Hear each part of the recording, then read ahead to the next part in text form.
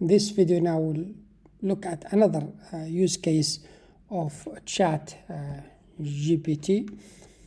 We will ask Chat GPT or the AI to suggest for us a rubric for an assignment, and we'll see what he will do.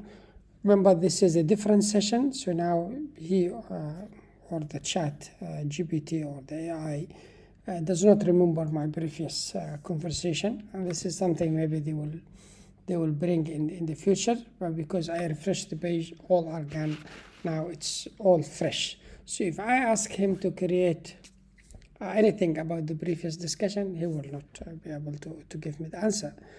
But I have to give him a good brief of what I want to be done. So I want a rubric for an assignment. So let me write this. Say, could you please write a rubric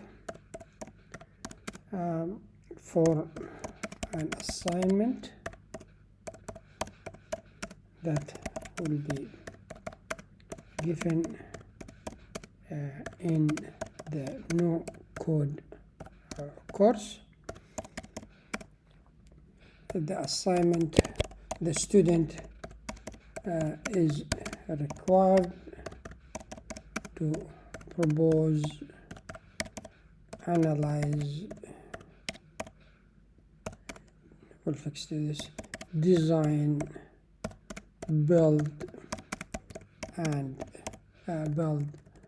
test and deploy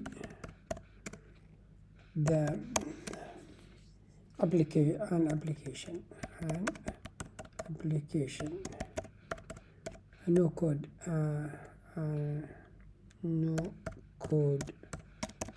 application. Okay, what else I need to be included on this? Okay, what I need to have in the rubric as well, the rubric should include components on best no code practices, documentation, and maintenance plan for the developed application. These maybe are the things that important for my course, which I British American components, okay, of language. Sometime in one place it wanted this, and other I need to fix all my system. Now, giving this statement, we will see what our best friend assistant will do. Now, thinking, maybe finding data and gathering so many things, and started now to come with the idea. Now, this is machine learning. All the interaction I do with him and others do with him, they use it to learn and do things better next time. And see what will happen now. He came with those 5 areas. So one is propose. Okay, this looks good. But for me, it should include some weight. There should say what is the percentage, or there. It looks good, starting from proposing, analyzing, designing, building, testing, and we'll ask him to make it maximum 5. Could you please condense or make the limit the rubric to the top important 5 components.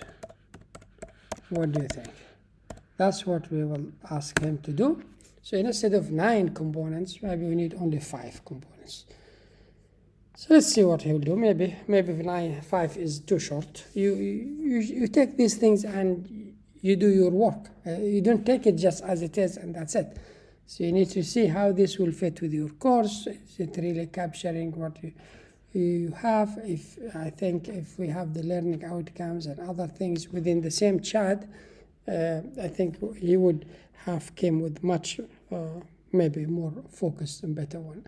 So now he cut some of the things and moved into deployment, testing, deployment. So combined some components together and became now 5 documentations.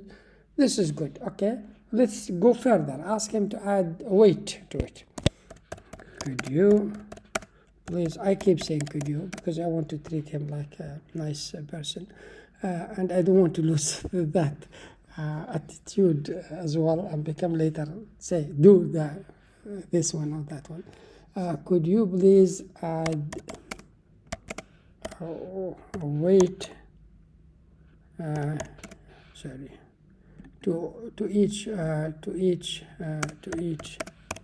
components, okay, and describe, because in my thinking a rubric should tell the student if you want to get A you need to do this and that, if you want to get B you get this and that. Okay, so I want to guide the AI to produce that thing for me. Okay, so could you please make it 5 scales and describe in each scale what the student should do to get the score at that stage. Now is this clear? Could you please add the weight to each component and make it 5 scale, make it scale of 5, make it if I tell a human being this one maybe will get confused, of 5 and describe in each scale. We'll see what he will do. If he get confused, the good thing he will not get angry of us. Okay, then we can rewrite ours again and make it looks better. So my statement is confusing maybe, so it take him maybe more time to make sure he or she understands what I want. Glad he or she is not asking me questions saying, oh, do you mean this, do you mean that? Now I started putting those scales. So in the propose, 20% on the propose, and now for each one said for 5 the application has a clear and well defined purpose that is relevant to and useful to the intended audience. This is very good. The last one, the application doesn't have a clear purpose. Get 2 point. The purpose of the application is not well defined or relevant to the intended audience. The 3, the purpose of the application is somehow unclear or vague, and then of course you need to read it and make your judgment, feeling the difference between this one and this one is slightly small, but it's only 1 point between them. And then these are the whole thing. Very nice. Overall, the rubric is designed to assess the student ability to effectively and efficiently develop a no-code application that meets the need of the intended audience and is easy to use and maintain.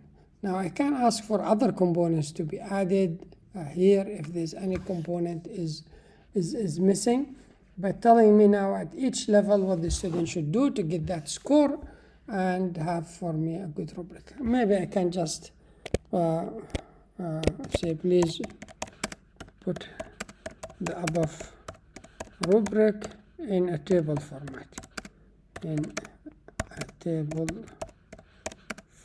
I'm not sure how this table will come. Should I give him more details saying the table should have the weight from 1 to 5 or the score from 1 to 5? I don't know. But anyway, he just tried to put this one for me this way. This formatting is a minor thing I can do.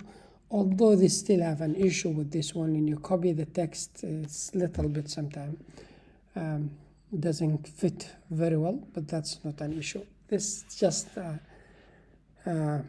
presentation which you can make it even much better yourself. You don't need, but the core things is what need to achieve in every level with very standard with coding practices and focused also on no code platform as well.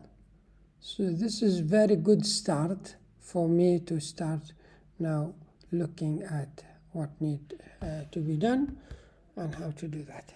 It gives you really good, it's like you have a friend you talk to, you get an idea from them and then you continue. Notice one thing, I didn't finish, stopped into the testing, did 20, 20, 20. We can ask to change the weight if you want.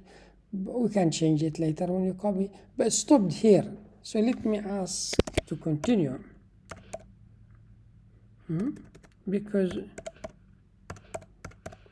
it's not doing properly.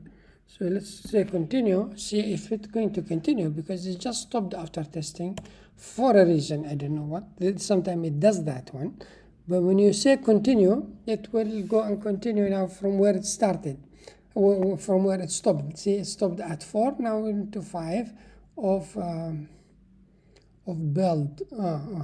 Yeah, I think continued from here. Sometimes I think memory issue, or I don't know why it sometimes stops in the middle of doing something. But when you say continue, it goes back and continue. There's no issue with that. It's a huge achievement. I think this AI taking us to different level and help us maybe use our time properly and start thinking at a higher level than what we should be thinking at, and give us a good start for many things that we can use, and it's based on good practices from other places. All this rubric, for example, I'm sure it took data and ideas and from so many other. And the good thing, it is more of authentic, can say, or it's not the same. If you search for this rubric on the web, you will not find the same rubric, because it depends on what I ask her to do at the beginning, the components I want to do, where I'm emphasizing more, and if I could have been more clear on what I want student to demonstrate in my statement, the rubric could have been much better.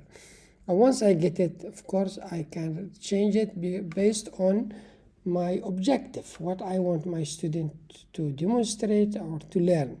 The rubrics are great learning tools for our students. They can learn a lot from the rubric because it guides them through what the standards in the industry and how they can achieve that standard. Okay, I think this is another example. I hope you find it useful and it opens mind to other thinking that we need to do. My main advice, don't take anything comes from this one as it is. Do your own work and make sure it fits within what you want to achieve. It's really a good starting point, but it's not the end result that you would like to have. Thank you.